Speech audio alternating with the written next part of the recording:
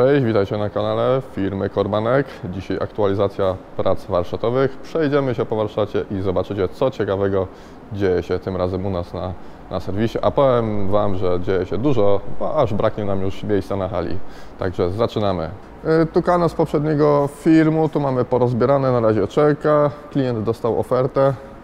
Musi się z tym przespać, da nam znać, co będziemy robić, czy wszystko, czy coś z tego pominiemy. To już jest jego decyzja. Ten kemper, to też tam coś już o nim wspominałem, no to na razie czekamy, no bo to jest na ubezpieczalnię. Ubezpieczalnia na razie jeszcze nie podjęła decyzji, też czekamy, jakie będą koszty naprawy. Przegląd Capello Quasar i tak tutaj możecie zobaczyć, praktycznie rozebrana doszczętnie ta przystawka. Sekcje wszystkie są podemontowane, przepraszam, jedna nie, jedna jeszcze tu została, ta to już jest w trakcie, czy już po naprawie. Tutaj przekładnie zdemontowane, tu na tym regale reszta części. No tu tak nie fajnie, bo w 2 czy 3 przekładniach, już teraz nie pamiętam, w ogóle nie było oleju. No więc jak nie było oleju, to możecie się domyśleć, co tam było w środku. Szczęście koła zębate jeszcze są w miarę, no ale łożyska to już trzeba powymieniać, no bo niestety jeżeli to chodziło bez oleju, to wiadomo, że coś jest z nimi już nie tak. Zresztą możecie zobaczyć, koła zębate zaczęły w skrzyniach przekładniowych rdzewieć. Możecie się domyśleć, co tam się działo, nie? Jest takie koło też praktycznie jest do sprawdzenia, czy z nim wszystko jest ok. I teraz tak, tu mamy do wydania 2 prasy McHale'a. One są już pod klienta.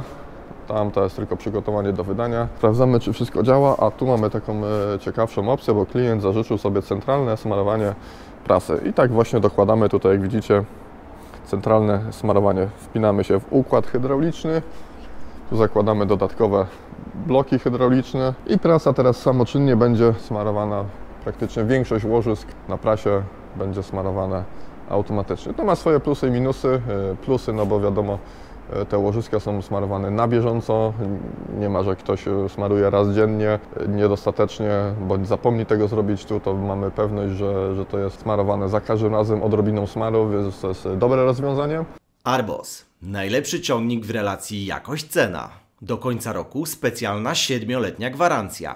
Nie czekaj, skorzystaj już dziś. No minus taki, że wiadomo, trzeba za to zapłacić, za ten układ centralnego smarowania, a drugi taki minus to jest taki, że ja uważam, że nie jest to dobre rozwiązanie, ponieważ rolnicy przez te centralne smarowanie rzadziej otwierają osłony, mniej przyglądają się prasom, czyli mniej są w stanie wyłapać jakieś tam usterki, jakieś niedociągnięcia, coś się dzieje. No a drugi taki minus, jeżeli mam takie te bloki scentralizowane, znaczy to jest akurat plus na centralne smarowanie, mamy takie bloki centralnego smarowania i jeżeli ktoś tych kalamitek przed smarowaniem nie czyści, tylko w ten brud tam pcha smar, no to też nie jest to dobre rozwiązanie, ponieważ ten brud idzie wtedy do łożysk i one krócej wytrzymują.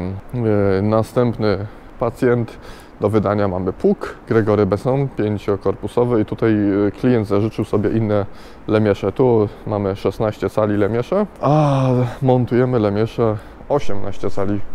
One są, jak widzicie, dłuższe.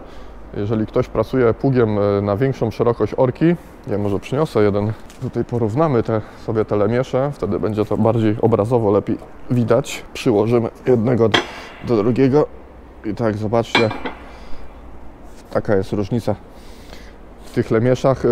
No czemu tak jest?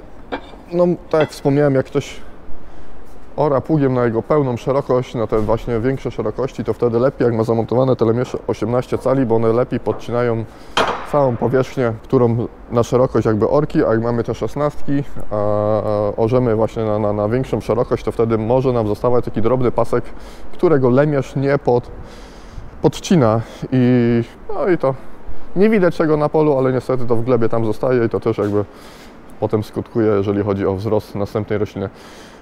Tu mamy MS-iki i monosemy. To są wszystkie przygotowania do wydania. Ten już jest skończony. Tu montowaliśmy dodatkowo jeszcze, tak jak widzicie, komputer, kontroler wysiewu, który kontroluje ilość nasion. Operator widzi z kabiny, która sekcja sieje, która nie. I tutaj jeszcze dokładamy jedną sekcję, bo ten siewnik już był zmontowany, no ale klient zażyczył sobie go w innej konfiguracji.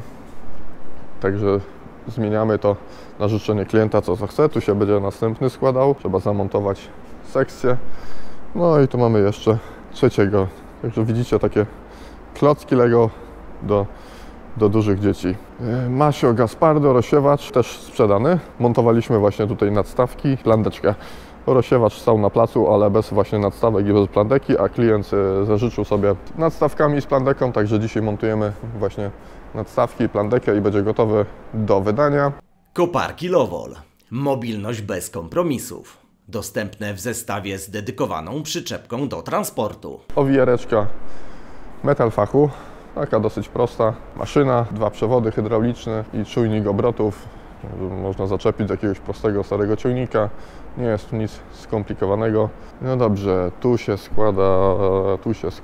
składa wstępnym monosem, ale tu już akurat do kukurydzy, na ramię prostej, z wysuwanymi skrajnymi sekcjami, czyli do transportu 3,5 metra, w siewie 4,5 metra.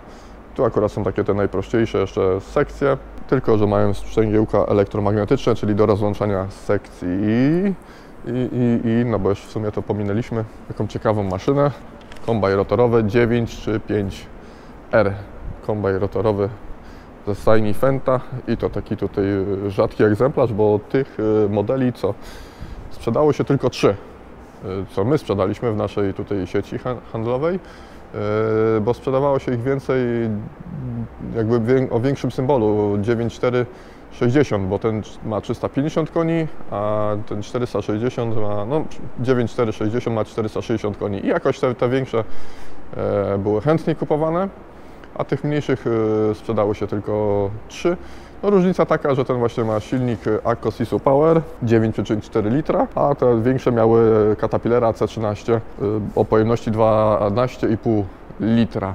No, z takich innych różnic, no to rotor jest tej samej długości, 3,5 metra, tyle że ten ma średnicę 70 cm, a te większe miały o średnicy 80 cm. I ten kombajn tutaj właśnie przyjechał do nas na przegląd w bardzo dobrym czasie, bo to tutaj jest dostępność do tych kombajnów z częściami jest trochę gorsza, bo to są produkcji amerykańskiej, wszystko jest calowe. Więc trzeba trochę dobierać, kombinować. No ale jest zima, jest na to czas, także można to trochę taniej zrobić. Z takich ciekawostek tutaj już mamy zdemontowany, to jest silniczek, oddaliśmy go do sprawdzenia, do naprawy, silniczek od regulacji sit. On na przykład kosztuje 6,5 tysiąca. Zwykły taki silniczek liniowy, elektryczny. Tu na przykład już mamy takie ciekawe rozwiązanie, zobaczcie, te koła pasowe. One są w całości i tam są łożyska i te koła są nierozbieralne, o tu na przykład na tym będzie widać. O trochę ciemno, bo to może gdzieś tu na dole, może lepiej. Te koła fabrycznie są zanitowane z 2 części i one są nierozbieralne. A my tutaj te nity rozcinamy, dobieramy łożysko i wtedy skręcamy na śrubki te koła pasowe. No i to już robiliśmy nieraz, zdaję to egzamin. Teraz wystarczy koło rozkręcić, jak zmieniamy łożysko, idzie to dużo szybciej, więc tak to wygląda. Warto takie przeglądy maszyn robić zimą, bo wtedy jest więcej czasu właśnie na dobieranie jakichś części, kombinowanie, przerabianie, które potem skutkuje w efekcie końcowym tańszą eksploatacją, tańszymi remontami. No to praktycznie będziemy większość łożysk jest do wymiany. Zrobiliśmy już taką weryfikację. Przenośniki ziarnowy, kłosowy mamy wyciągnięte łańcuchy. No niestety łańcuchy są do wymiany. To jest trochę problem, bo no łańcuchy są dosyć drogie. Jeden kosztuje przeszło 8 tysięcy, drugi przeszło 6 tysięcy. I tu będzie ciężko coś dobrać, jakiś zamiennik, no ale mamy czas, więc jeszcze będziemy kombinować. Idziemy tylko do góry. Kombajny rotorowe ogólnie mało ich się sprzedaje. Najwięcej tak tutaj to kupują hodowlę roślin, bo te kombajny rotorowe charakteryzują się takim delikatniejszym omłotem zboża.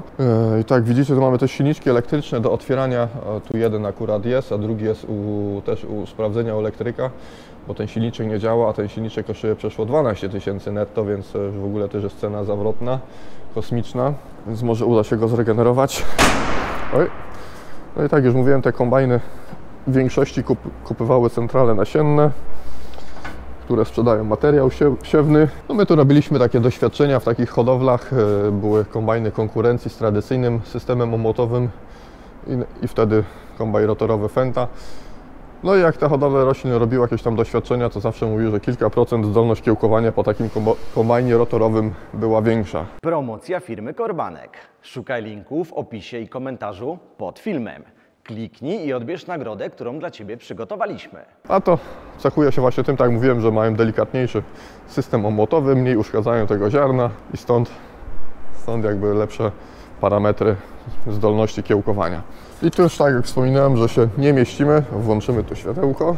Na hali musieliśmy już nawet jeden kombajn zacząć rozbierać tutaj na myjni, bo już tam się właśnie na hali zrobiło ciasno. I tak mega, to jest 204, jeszcze się upewnię, żeby nie zrobić kuchy.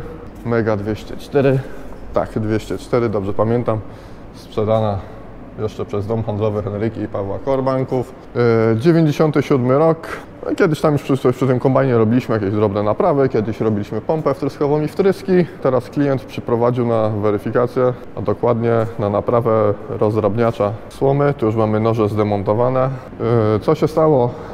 Widzicie tam ten włas do góry, którego nie ma, ponieważ wpadł do środka na wytrząsacze, a że był wtedy załączony siekacz, no to wpadł na siekacz słomy. No i narobiło trochę bałaganu. Siekacz był troszkę, no wiadomo, dużo noży wyleciało, się pokrzywiło. On sam w sobie troszkę nawet bije. No i tak klient jeszcze musiał dosyć długo na tym chyba pracować, bo tu wszystkie śruby, które trzymią jakby tą obudowę od siekacza, były już luźne. Ten siekacz wisiał tylko na 2 śrubach, także musiało to mieć bardzo duże drgania. Już przykręciliśmy jedną śrubkę nową, żeby to nikomu to na nogi nie spadło. Także musiało to mieć już duże drgania. No ale co zrobić, jeżeli jest żniwa, szybko trzeba pracować. Niektórzy potem jadą na siłę. Remont robią dopiero po sezonie. No i tak z grubsza po szybkiemu wyglądałoby to na tyle. Mam nadzieję, że film się podobał. Pamiętajcie o kciuku w górze. Jeśli macie jakieś pytania, śmiało piszcie w komentarzach. A tymczasem trzymajcie się, hej!